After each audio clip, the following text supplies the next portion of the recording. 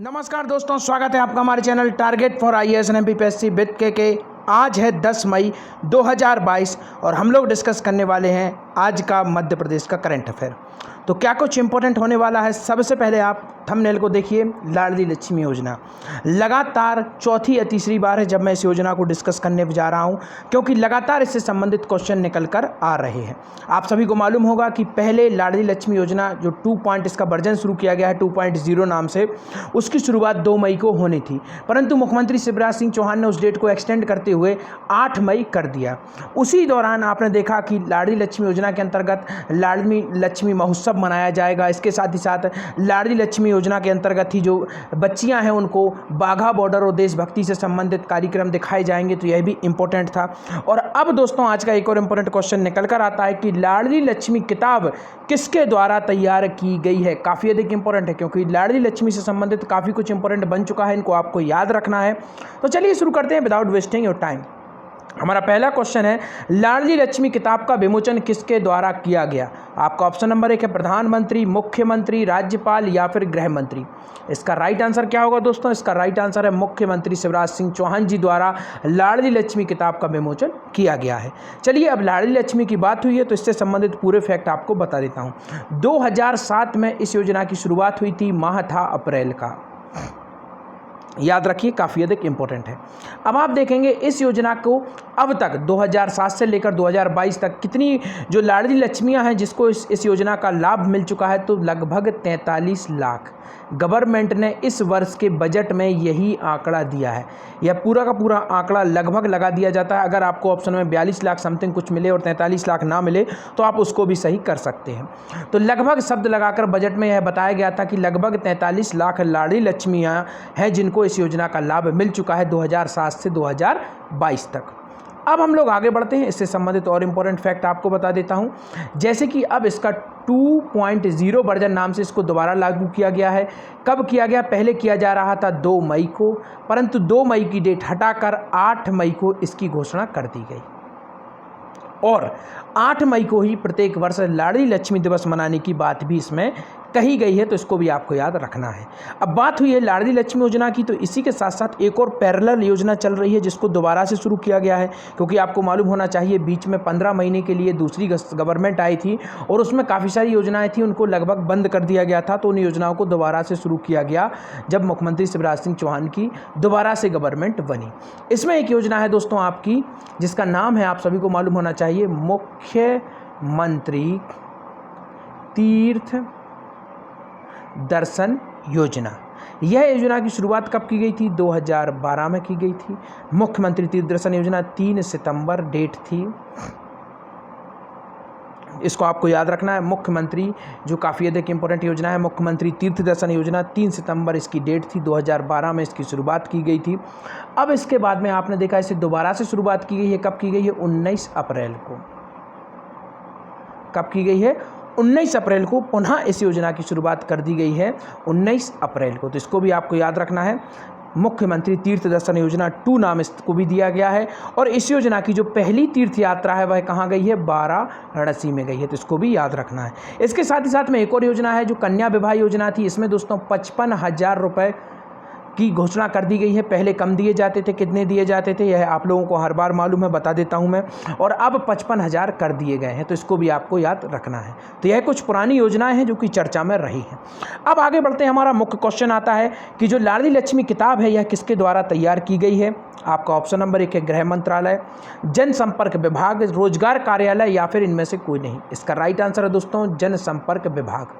और इसके मुख्य अध्यक्ष कौन है। सीएम ही होते हैं। अभी वर्तमान में सीएम के ही पास है जनसंपर्क विभाग। और जितनी भी मुख्य रूप से आप देखेंगे जो भी सरकार से संबंधित पत्रिकाएं हैं, बुक्स हैं, किताब हैं या जो भी योजनाओं की जानकारी है, ऑफलाइन हो या फिर ऑनलाइन हो, सभी किसके द्वारा निकाले जाते हैं। जनसंपर्क विभाग द्वारा निकाले जाते हैं। और उसके प्रभारी मंत्री कौन है। मुख्यमंत्री शिवराज सिंह चौहान है। तो इसको भी आपको याद रखना है। तो देखते हैं पूरी न्यूज़ को। मुख्यमंत्री शिवराज सिंह चौहान ने जनसंपर्क विभाग द्वारा तैयार लाडली लक्ष्मी किताब का विमोचन किया। यह किताब लाडलियों की सफलता की कहानी कह रही है। आप भी लिंक पर क्लिक करके किताब पढ़ सकते हैं। तो यह सीधा आपका जनसंपर्क मंत्रालय द्वारा यह बात की गई है, लिंक की बात उन्हीं के द्वारा की गई है। अगर आपको इस बुक को पढ़ना है तो मैं भी आपको लिंक दे दूँगा डिस्क्रिप्शन में, उसके माध्यम से आप पढ़ सकते हैं, परंतु उतना अधिक इम्पोर्टेंट बिल्कुल भी नहीं है। मैं तो कहूँगा अगर आप अपना खुद का ज्ञान और अधिक बढ़ाना चाहते हैं तो वह काफ़ी है, परंतु मैं नहीं मानता कि आपको इसको पढ़ने की ज़रूरत है। बस आपको इतना ध्यान रखना है कि जो बुक है वह किस विभाग द्वारा बनाई गई है और किसके द्वारा इसका विमोचन लोकार्पण किया गया है। इसके साथ ही साथ आपको बता देना चाहूँगा, अगर आपको 2021 का पूरे साल का मध्य प्रदेश का करंट प्राप्त करना है तो लिंक डिस्क्रिप्शन में है, वहाँ से आप मेरा टेलीग्राम चैनल ज्वाइन कर सकते हैं। वहाँ पर आपको पूरे के पूरे मध्य प्रदेश के अवार्ड मिल जाएंगे, जैसे कि कालिदास अवार्ड, आपका जो भी तानसेन अवार्ड है, पद्मश्री अवार्ड मध्य प्रदेश में दिए गए हैं। चर्चा की है मैंने पद्मश्री अवार्ड की, तो मैं आपको बता देता हूँ कौन कौन से मुख्य आपके, जैसे कि राम सहाय, इनका नाम याद रखिए, काफ़ी अधिक इंपॉर्टेंट है। यह कहाँ से हैं? यह सागर से हैं और राई नृत्य से यह संबंधित हैं। कौन सा नृत्य है दोस्तों? राई नृत्य। तो राम सहाय इनका नाम है और यह राई नृत्य से यह संबंधित है। इसके बाद एक नाम है आपका अर्जुन ध्रुवे। क्या नाम है? अर्जुन ध्रुवे। यह डिंडोरी से संबंधित हैं और बेंगा नृत्य के कलाकार हैं। कौन सा नृत्य के कलाकार हैं दोस्तों? बेंगा जनजाति का एक नृत्य है, उसके कलाकार हैं ये। अर्जुन ध्रुवे इनका नाम है और यह डिंडोरी से संबंधित हैं। इसके बाद में दोस्तों गौड़ चित्रकारी से संबंधित हैं दुर्गा वैराज, इनका नाम है दुर्गा वैराज और यह किससे संबंधित है? गौड़ चित्रकारी से संबंधित है और यह कहाँ से हैं दोस्तों? मंडला से हैं। तो यह 3 लोगों को आपको याद रखना है। इसके साथ ही साथ में मरण उपरांत भी मध्य प्रदेश में NP मिश्रा इनका नाम है। इनका नाम याद रख लीजिए दोस्तों, NP मिश्रा इनका नाम, और इन्हें एक ही व्यक्ति हैं जिन्हें मरने के बाद मरण उपरांत यह पद्मश्री दिया गया है और यह मध्य प्रदेश के भोपाल से संबंधित है। और जो गैस आपदा हुई थी 1984 में, उस समय इन्होंने काफ़ी अधिक मदद की थी लोगों की, तो इसलिए यह इंपॉर्टेंट हो जाता है। तो यह मैंने आपको नाम भी बता दिए किन्हें किन्हें पद्मश्री मिला है और इसकी पूरी की पूरी जानकारी आपको टेलीग्राम चैनल पर मिल जाएगी। जैसे ही आप लिंक के माध्यम से टेलीग्राम चैनल ज्वाइन कर जाएंगे, फ्री ऑफ कॉस्ट आपको सब कुछ वहां पर मिल जाएगा। आगे बढ़ते हैं। सहस्त्र शिवलिंग मंदिर का लोकार्पण कहां पर किया गया है? काफी अधिक फेमस यह प्लेस है। आपको ऑप्शन नंबर 1 है मंदसौर, धार, सागर या फिर सतना। राइट आंसर है आपका मंदसौर। यहीं पर क्या है दोस्तों? यहीं पर आपका पशुपतिनाथ मंदिर है, इसको भी याद रखना है, काफ़ी अधिक इंपॉर्टेंट है मंदसौर। यहीं पर आपका खिलचीपुर भी है, इसको भी याद रखिए, काफ़ी अधिक इंपॉर्टेंट है। तो यह काफ़ी अधिक फेमस है मंदसौर, तो इसको आपको याद रखना है। मंदसौर दोस्तों अलाउद्दीन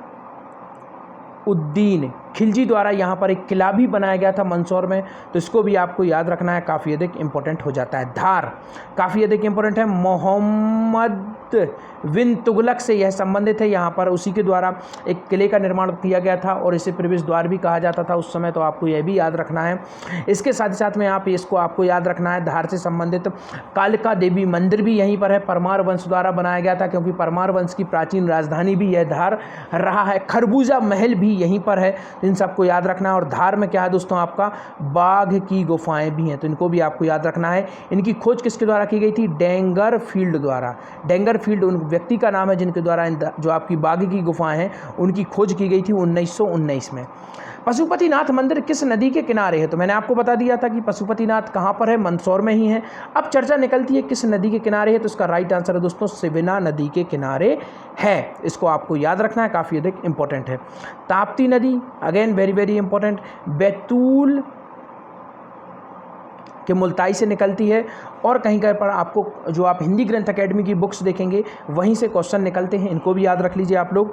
तो उनमें बुक्स में देखेंगे तो आपको मिलेगा दोस्तों बैतूल का पठार। तो आपसे डायरेक्ट क्वेश्चन भी पूछा जा सकता है कि बैतूल के पठार से कौन सी रिवर निकलती है, तो उसको आपको याद रखना है कि दोस्तों ताप्ती नदी बैतूल के पठार से निकलती है। और नर्मदा और आपके दोस्तों ताप्ती दोनों की दोनों आपको याद रखना है, तो काफ़ी अधिक इंपॉर्टेंट हो जाती हैं, तो इनको भी आपको याद रखना है।